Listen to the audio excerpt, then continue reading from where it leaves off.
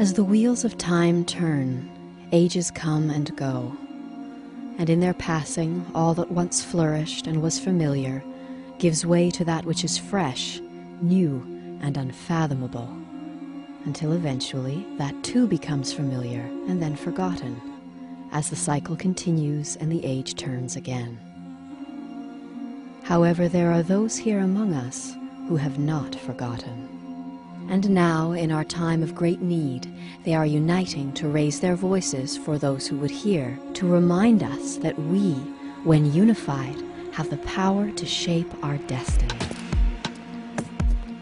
Earth's ancient cultures, these keepers of wisdom, truth, and time, remember well our oneness with the earth, the self, and all, and are sharing their stories in hopes that humanity will demonstrate its love and receive the blessings that come with the shifting of an age.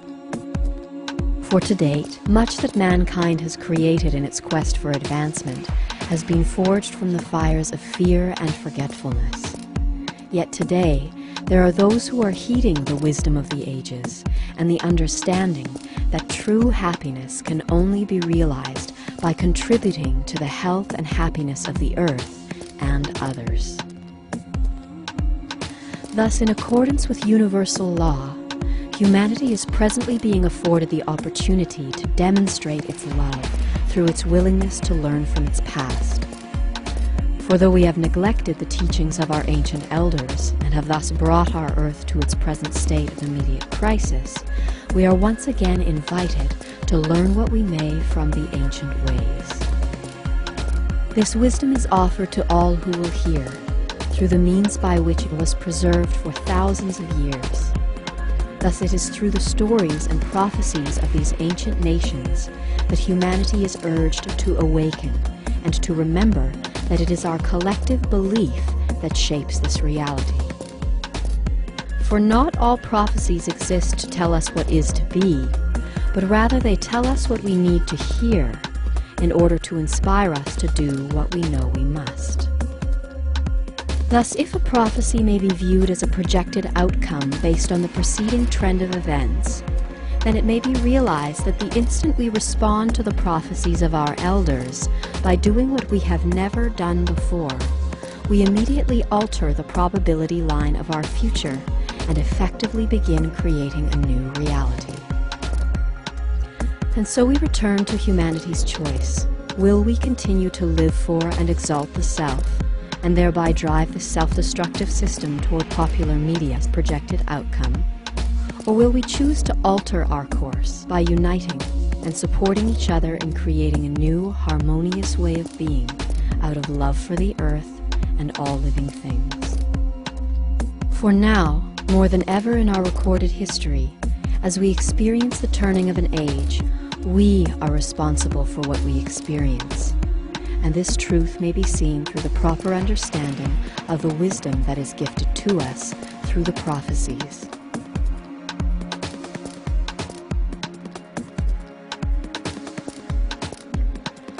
Among our spiritual elders, there are many stories which speak of our current times and offer guidance to assist us during the turning of the age. Included in this vast pool of wisdom, some of the most widely known and misunderstood stories are those of the Mayans and the prophecies of 2012. For the treatment of December 21st, 2012 by our popular media has led many to wrongfully believe that this day has been predicted as the end of the world. Thus, such ill-informed assertions, when coupled with the increasing intensity of our world's current environmental, economic, and socio-political crises, have served to create a sense of helplessness in the hearts of humanity. This illusion of helplessness is now presenting itself as a great threat, as many amongst humanity who feel powerless and overwhelmed by the increasing intensity of our global crises are hiding from their worries, subconscious or otherwise, in the distractions of self, addiction, and entertainment. And so, as our current self-destructive system demonstrates its resolve to continue its course and shows the world its willingness to lay waste to the oceans, humanity's party continues, as those who are either unwilling or who believe they are incapable, wait for salvation to come in the form of a technological miracle or Messiah. And here it is essential to understand that no matter how holy the image may appear, sitting idly by as we destroy our planet, and then getting whisked away in a spaceship or flaming horse-drawn chariot amidst light and fanfare is not redemption, nor is it salvation. For those willing to search their hearts will know that waiting for someone else to do what we know we must is not a demonstration of love, but rather it is one of fear, and it is love, not fear, that lights the path to salvation. Thus is the great risk of humanity, for it is a contaminating and very narrow belief amongst many today that humanity is helpless and that nothing special need be done, as all grace will be bestowed in good time without the need to make any effort whatsoever. Here it must be understood that this idea is absolutely untrue. For the universal law of free will has been instilled to give each person the opportunity to demonstrate their love through genuine collaborative selfless service, so that in doing so they may raise their consciousness and vibratory rate to the necessary level that they may make a successful transition into the new world.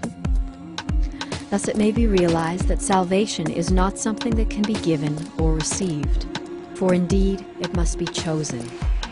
And so with humble hearts we encourage you to let love and fear be the meters by which you make your choices, now and in the coming days of the turning of the age. Ask yourself, is it love or fear that keeps us silent and idle while the planet is abused? Is it love or fear that would drive us onto a spaceship or in search of a Messiah? Is it love or fear that inspires us to do what we can to help the earth and all living things? Thus, by choosing love, one may ensure that in each moment their heart's weight, when measured, will be lighter than a feather.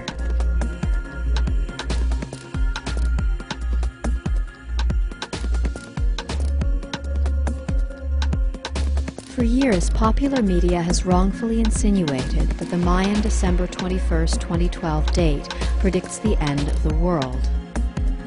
This assertion has been based on the fact that on that day we will see the convergent completion of 9 of the Mayans' 24 calendars, including what the grandfathers call a return to the beginning of the great 26,000-year-long count calendar.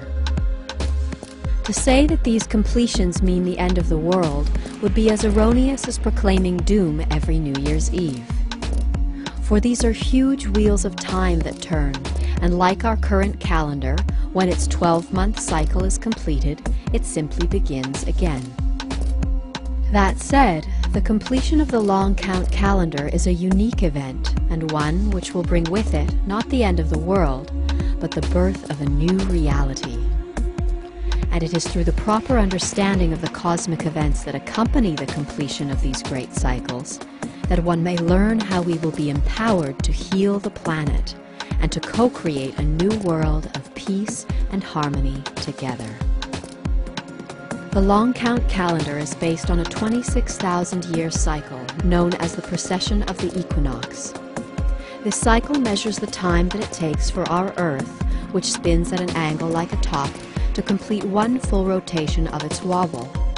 And it is this wobble that causes our view of the constellations to shift by 1 degree every 72 years, creating what are known as the astrological ages. Thus, as a result of this gradual changing of our night sky, the event that we will witness at the end of the long count calendar on December 21st, 2012, is that when the sun rises on the eastern horizon, it will appear to have moved into the center of our galactic plane. Though approximations of this alignment have been occurring once a year since 1980, with an exact alignment in 1998, 2012 will mark the first time in 26,000 years that the sun will appear to touch what is known as the dark rift that snakes its way along the galactic equator. The dark rift is a series of overlapping non-luminous molecular dust clouds that appear as a dark lane that divides the bright band of the Milky Way lengthwise. According to Mayan cosmology, this great rift with which the Sun will align on December 21, 2012, and take some 20 years to travel through, is a unique area of our night sky, which the Mayans believe is responsible for bringing spiritual rebirth. As a result of this extraordinary alignment, the Sun and the plane of the ecliptic would then appear for the first time in 26,000 years to cross between the dark rift and an area of the galactic plane known as the Mayan sacred tree. This cosmic cross, traced in the sky, is considered to embody the sacred tree of life and is known to all of the world's spiritual traditions. This synchronistic return of the tree of life at the time that the Sun aligns with the dark rift marks the return to the beginning of the long count calendar and the birth of a new humanity.